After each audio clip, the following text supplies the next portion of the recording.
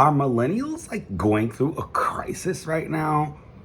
That's all I seem to keep seeing on the internet is we don't do cookouts anymore. We're going through a midlife crisis. We're struggling. We're fucked. But are we right? Let's examine that.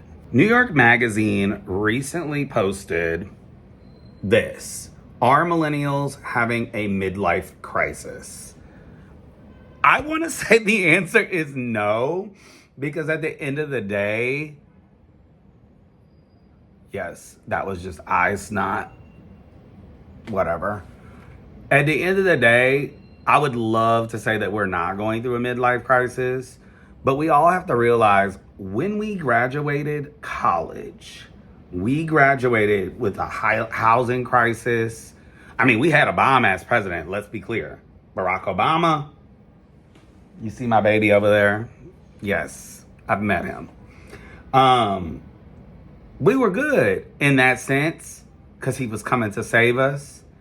But the economy was in shambles. We had just been getting out of that war. Actually, we were still in that war. And just a lot was going on. And it seems like a lot has been going on since we were born. So yes, we might be having, but midlife crisis would imply that we're going to die at 60 or 70. Wait, I'm 37. So 37 times 2 is 74, if I'm right. That would imply that we're going to die. I'm going to die at 74. Thinking about death is also weird. So it says, as we enter our 40s, we're being forced to confront something awful, not our mortality, but our finances. And now I have to agree because my finances are in turmoil. Absolute turmoil. And for the first time in my life, they're in dire straits right now. Mounting debt, credit card debt, because I've been living on credit cards because my business has slowed. I don't have a full-time job. I'm sort of working a job that's on commission right now. So I don't get paid until my clients get paid, which is fine. Totally fine. Like I'm getting stuff, like that's gonna be fine. Like it's gonna work out. But my finances are in shambles. So it says, for most millennials, the old material markers of midlife, like owning a home or spending 20 plus years at one job, are a nostalgic fantasy. Something they miss, but they never had.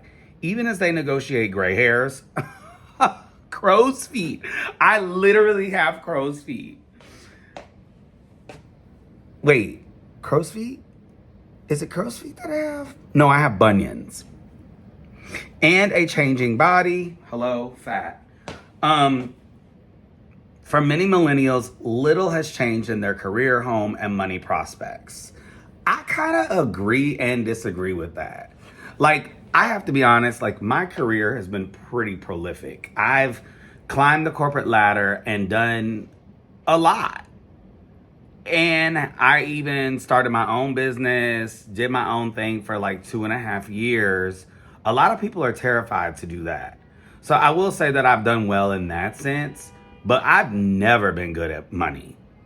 Like financial literacy out the door, wasn't taught how to save, wasn't really taught how to manage my money because my mother never really had enough money to even get ahead to plan.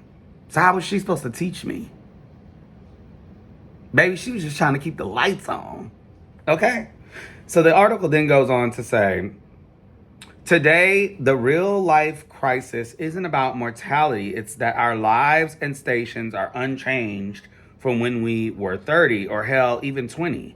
It's about a distinct lack of comfort of resources. That literally echoes what I just said. We just simply haven't been able to get ahead because we haven't been getting the money or the resources that we need to advance our lives and save for our future. Huh? Saying that is crazy. Any single change in our jobs, homes, or health could upend our entire lives in ways that are just financially impossible. Basically, with the way the economy is and the job market right now, how people are just laying people off left and right, there's no job security. It's like there is pretty much no security net that I feel like boomers had. We don't have that. Like, that's just simply not an option. And it's not our fault. It's not our fault because that's how the market is. We can't dictate the market. It goes on to say, oh, actually, I'm gonna read some of the comments. Someone said, why is everyone obsessed with millennials? I replied to that comment. It said, because we're everything. Someone said, graduating college during the 07-08 recession was a hell of a start to our careers, which I already kind of brought up. It says here, as much as we hear employers talk about no one wants to work, as a millennial, it seems like no employer wants to be loyal. That's kind of what I was saying. While my parents' generation enjoyed jobs they stayed at for 20 plus years, it's incredibly difficult to find jobs that won't cut you after 10 because they can hire someone new for less. We need to establish trust and loyalty from both sides of the employer-employee relationship. We have to create a healthier ecosystem for livelihoods. Love that. That's exactly what I was talking about. Like, it just seems like a lot of these employers now, they just want a head. They don't care about that particular head. In a sense, they will cut that head when it's taking too much money from them. It's all going back to capitalism and how, that's all the almighty dollar is the goal. Building up that mighty dollar and profits and your profit margins is more important than other people's livelihoods. It's fucked up. Someone says, 5 items at any grocery store cost $35, no matter how big or small the items are. People used to buy McMansions for the price of a starter home now. We're going to work until we're dead. Am I really gonna have to work till I'm dead? Oof, child. Someone said, okay, I have to bring up this quote from the article. It says, for as long as there have been trend stories about millennials loving pricey avocado toast, there have been actual millennials sounding the alarm bell about how crippling student loan debt, a punishing job market, and rapidly rising housing costs have diminished our ability to get a secure footing in our lives and actually start to plan for our futures. And now we're not exactly staring out the window of our country house, fondly remembering our salad days. Our salad days? We're still grinding it out, perennially worried about losing it all. And then someone wrote to that comment, they were like, fondly remembering our salad days? What the fuck does that mean? I love the internet. Someone said it's an idiom derived from Shakespeare's Antony and Cleopatra. My salad days when I was green in judgment, where green refers to the color of salad and to being inexperienced. Way over our heads. We are millennials at the end of the day, not Shakespeareans. So anyways, I just want to conclude this video by saying, hang in there. I know our generation is going through it. And it's really difficult right now to even think of a future that isn't pained with financial strain or isn't pained with, trying to climb that corporate ladder and keep a job. But I know that, I have that power in me to continue to just keep up the good fight and fight for things that I love to do. And, you know, that's all I can do to contribute to society. At the end of the day, like, I can only do what I can do. And if that means that I can't save to buy a house later in life, then I have to live every moment like it's my last.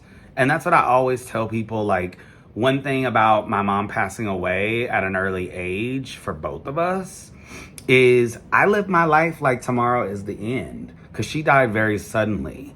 And I never want to, you know, in my journey here, knowing that I didn't live it every day like was my last, you know?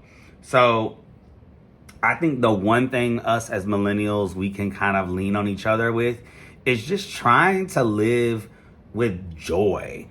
Bringing that joy back to our lives, even though things are hard right now for people, just trying to find the joy in life, I think is gonna help bring us back. And not that we're not here, honey. We are here to stay, honey, because there is more millennials than anybody. Let's be clear, okay? Let's be clear.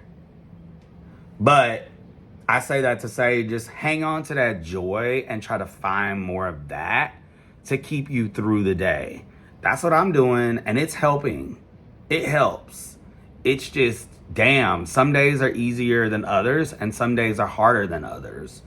But really force yourself to experience that and just keep on. So thank you so much for watching this video to the end. I really appreciate you guys. Make sure you like this video, y'all. The YouTube algorithm is playing with me. Why are my videos only getting 60 views when I was getting almost 1,000 views, and all of a sudden I'm getting nothing?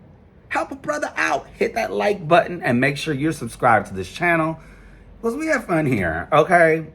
We are not a failing pile of garbage. We have fun here.